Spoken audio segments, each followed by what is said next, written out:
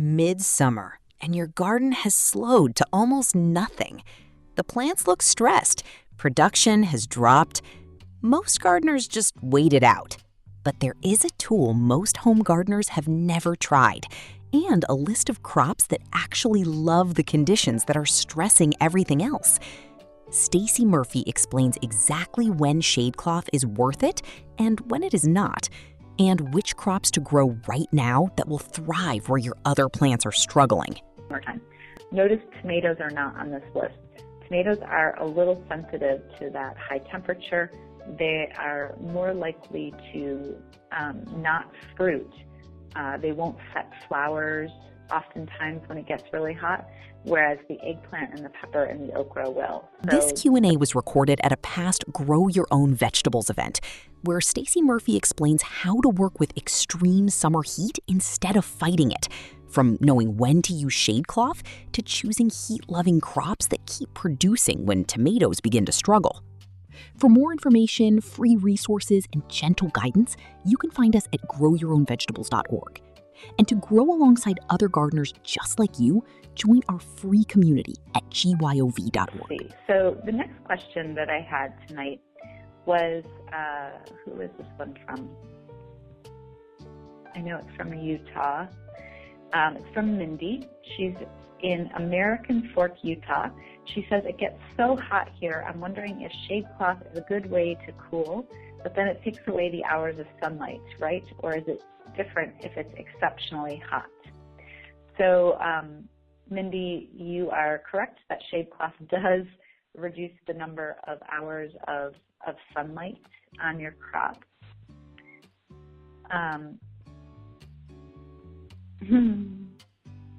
Crystal, I hear you. I'm making me nervous on my end too. I hope it's on your end, but I'm nervous that it might be on my end too. We shall see. If for some reason this recording is cut out enough and it's not legible for any reason, then I will re-record it just to make sure that everybody can hear it. Okay, and let's see. So going back to this question of shade cloth.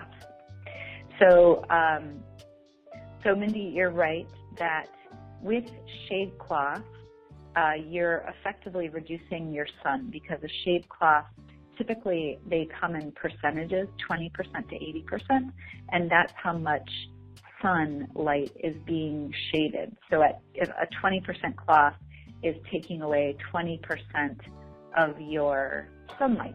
So what that means, let's make this easy on ourselves for a moment, and let's assume that we have a 50% shade cloth, and let's say that our garden space is getting 8 hours of sunlight typically.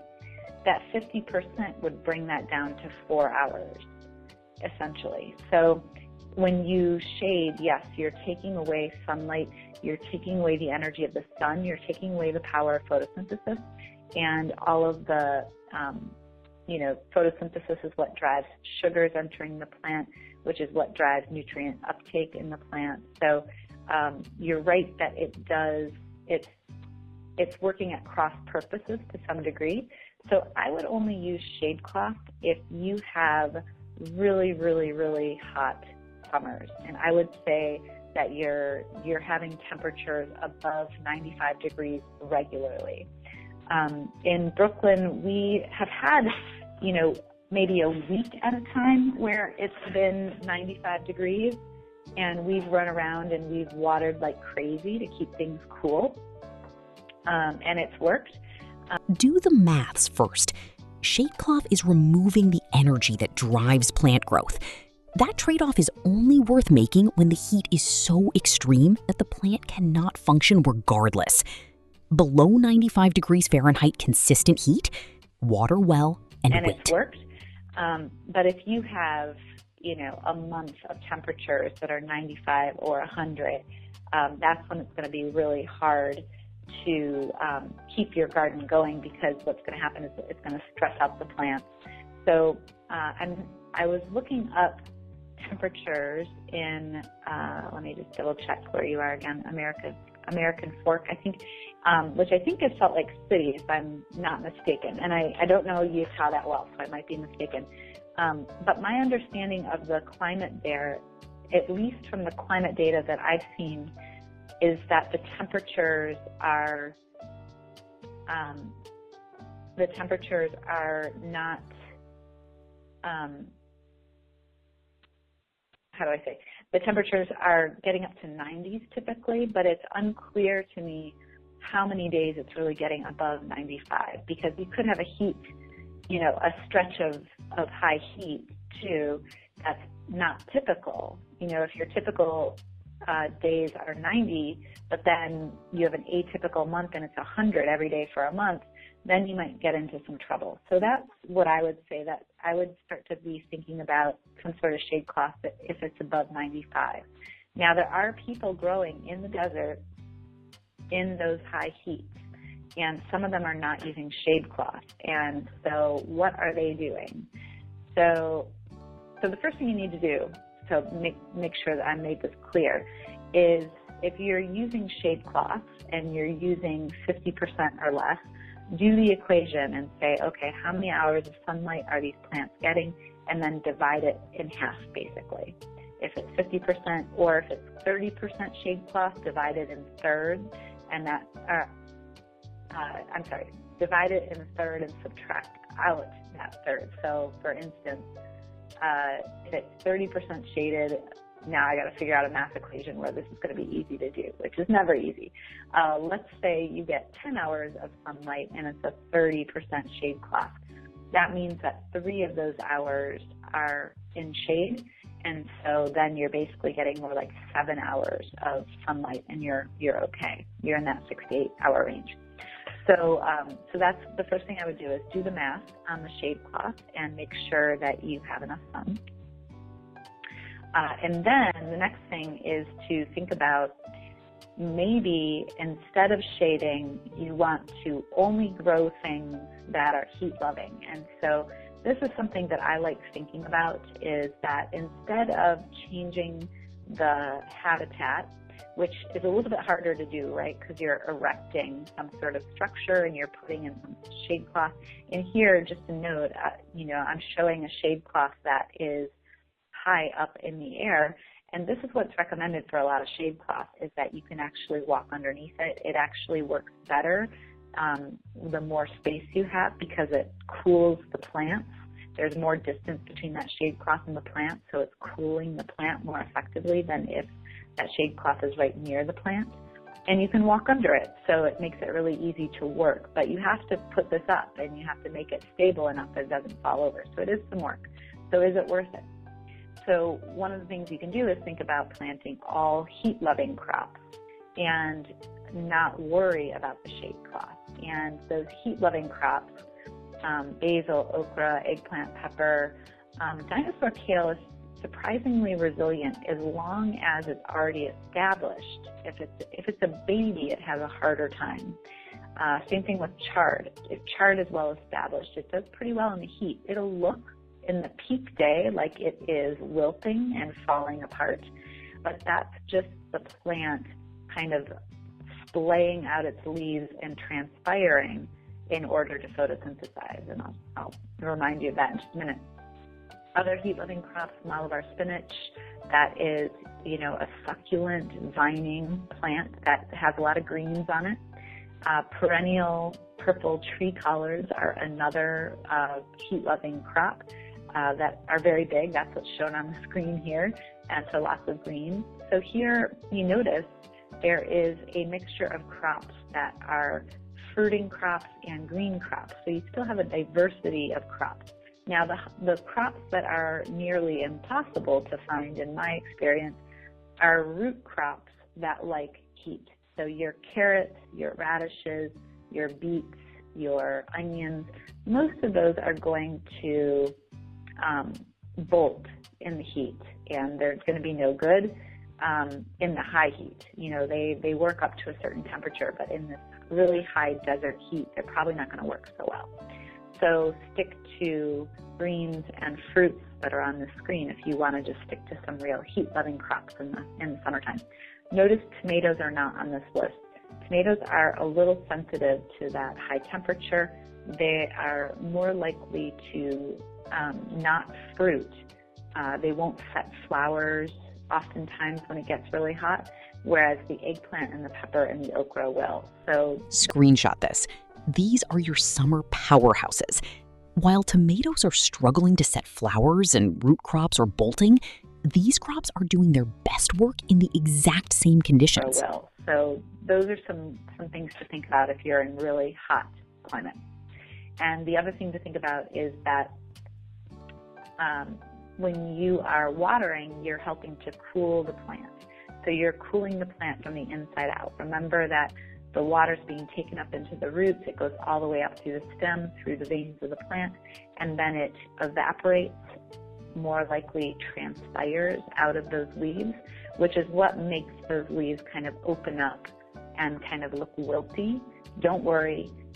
Whatever you do, don't water the leaves when it's that hot because you will burn them. So just let them look wilty and they will bounce back the next day as long as you know that you've watered them that morning and that they do have enough water. And then another thing you can think about is, let's say you only have a couple hours of super high heat during the course of the day, then maybe you do some sort of temporary shade cloth. And in this case, you provide some sort of structure, and then you basically can roll up the sides, and maybe you only have the shade cloth on for those peak hours. So that's another opportunity there as well. All right.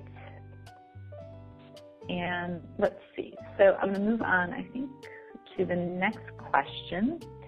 And so Mindy also was requesting a little bit of planning help regarding seed starting. So for anybody looking for more information about propagation and indoor propagation, there was a couple places to get that information. One is in the Module 4, there was a video about propagation that I would take a look at.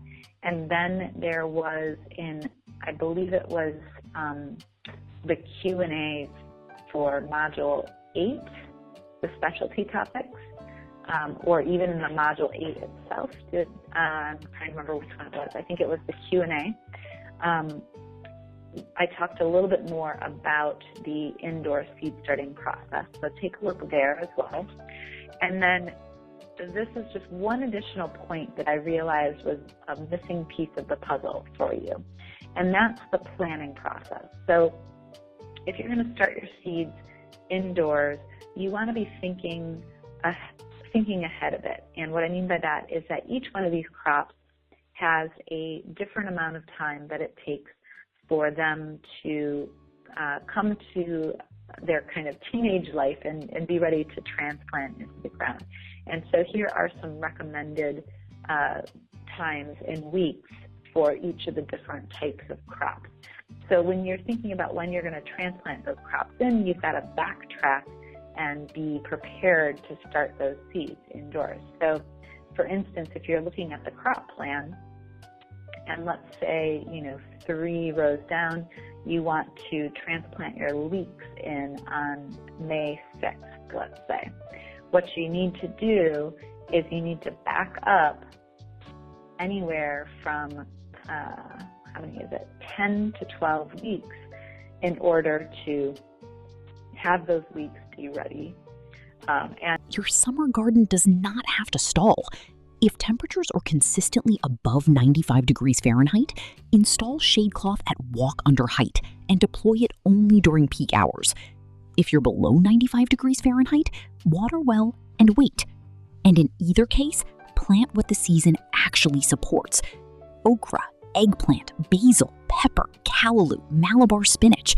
These crops are at their best in the heat that is stopping everything else. You are not the gardener who waits out the summer heat anymore. You are the one who does the shade cloth maths, who plants the heat-loving crops, who waters the soil and never the leaves in peak heat, who who grows okra and eggplant 3 August and harvests abundantly. If you want to keep learning from Stacey Murphy, there is a whole community of gardeners growing extraordinary food, completely free, at growyourownvegetables.org. This Q&A was recorded at a past Grow Your Own Vegetables event, and what Stacey just shared with you took her years of growing, failing, and figuring out to discover. Now imagine sitting down with 15 experts, exactly like her. 15 of the most respected gardeners, herbalists, and soil scientists on the planet, each sharing the single most powerful lesson they know, the insight that changed everything about how they grow food, the thing they wish someone had told them at the beginning. Clinical herbalists who can turn your garden into a medicine cabinet, soil scientists who will change how you see every handful of dirt, food growers who have fed entire communities from a backyard. All of it waiting for you right now, completely free at the Superfood Garden Summit. Go to growyourownvegetables.org/summit, register in 30 seconds, and start watching immediately.